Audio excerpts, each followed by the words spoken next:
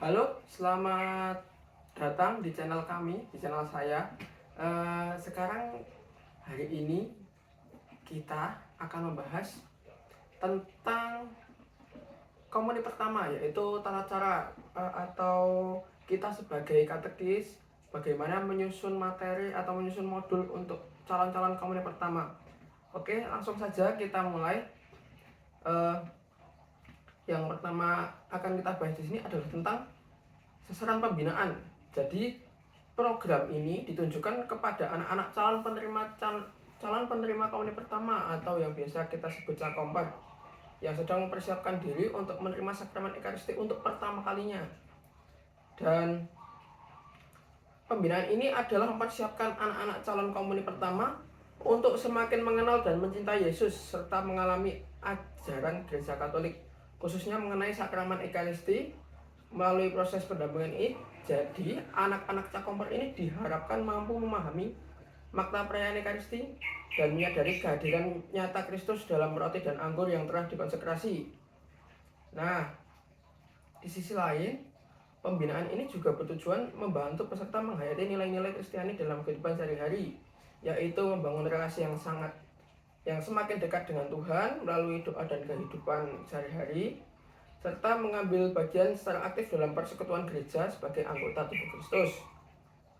Nah, setelah pengantar tadi yang berisi tujuan dan maksud kita untuk kenapa harus ada modul calon komuni pertama, selanjutnya kita akan masuk ke dalam bagian kegiatan. Jadi pendampingan cakomper ini dilaksanakan melalui 3 tahap pembinaan dan disusun secara bertahap sesuai dengan perkembangan iman anak. Dan setiap tahap ini memiliki tujuan, kegiatan, dan pendekatan yang berbeda. Saya membaginya dalam 3 tahap. Tahap pertama adalah persiapan dasar. Jadi tujuan tahap ini adalah membantu peserta mengenal Allah dan mengasihi sesama, serta memahami identitas dirinya sendiri sebagai anak Allah. Lalu ada pendalaman iman kedua. Tahap 2 atau tahap 2 yang saya sebut pendalaman iman. Tujuan tahap ini adalah membantu peserta memahami pokok-pokok iman Katolik, mengenal gereja, doa, dan sakramen Ekaristi sebagai sumber kehidupan iman. Lalu saya membuat tahap ketiga yang saya namai persiapan akhir. Jadi tujuan dari persiapan akhir ini adalah mempersiapkan peserta secara rohani dan praktis untuk menerima komuni pertama dengan layak dan penuh iman. Nah, di sini ada juga kegiatan yang saya usulkan. Yang untuk kegiatan pertama atau bagian persiapan dasar, kegiatan dalam tahap ini berupa pertemuan atau pengenalan iman melalui cerita kitab suci, melalui permainan, melalui doa, dan kegiatan kreatif sesuai dengan kriteria usia. Jadi kita harus membagi usianya, kategori usia. Lalu saya menyarankan juga untuk kegiatan di tahap kedua atau pendalaman iman. Di sini berupa pendampingan terstruktur, jadi ada materinya yang isinya itu tentang mengenai Yesus Kristus, gereja, sakramen, perayaan Ekaristi, doa-doa pokok, dan latihan hidup Kristiani di kehidupan sehari-hari maupun lingkungan. Dan kegiatan untuk tahap ketiga atau persiapan akhir, jadi kegiatan tahap ini berupa pendalaman mengenai sakramen tobat dan Ekaristi dan tata cara penerimaannya, mulai dari komuni, rekoleksi, gladi bersih, dan penerimaan sakramen tobat sebelum komuni pertama. Itu kegiatannya.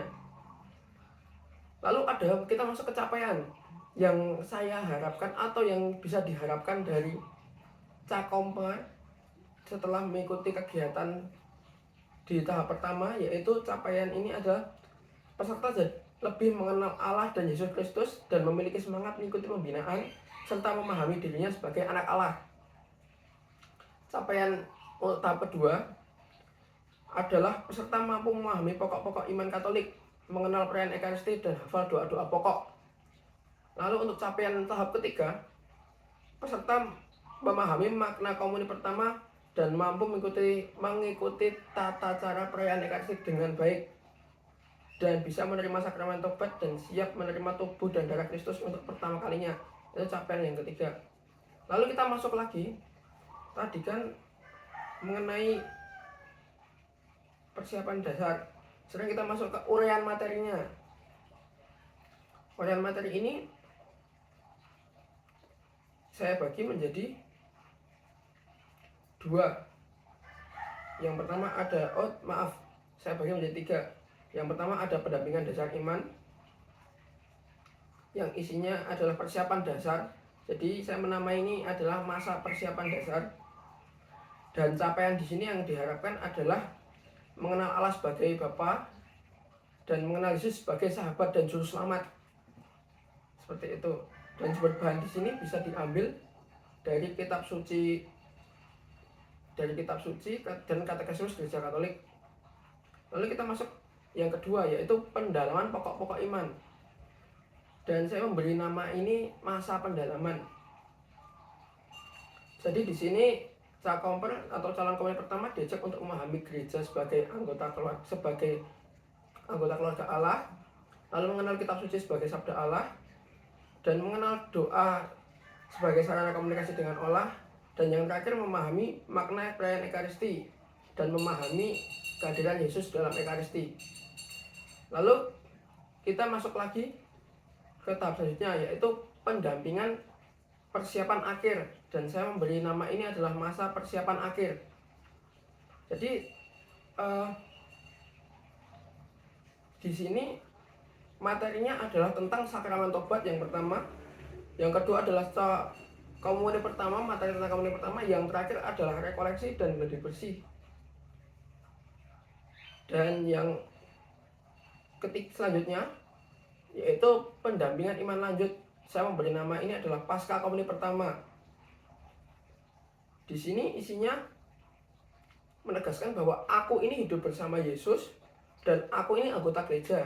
Jadi di sini menjelaskan bahwa setelah pembelajaran komuni pertama ini selesai, cakomper ini tidak hanya berhenti sampai sini. Jadi calon komuni pertama atau yang kita sebut cakomper ini sudah menjadi bagian penuh dari anggota gereja.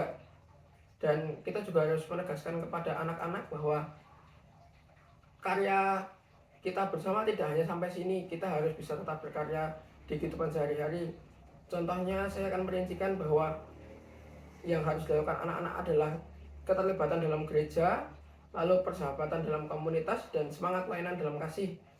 Dan semua sumber bahan ini bisa diambil dalam katekismus Gereja Katolik dan juga kitab suci. Nah, mungkin itu modul yang bisa saya gambarkan. Untuk lebih jelasnya saya akan cantumkan di deskripsi. Jadi teman-teman bisa membaca bagaimana modul-modul yang sudah saya buat, dan mungkin bisa digunakan juga untuk teman-teman di parokinya masing-masing. Semoga bermanfaat. Sekian video hari ini. Terima kasih.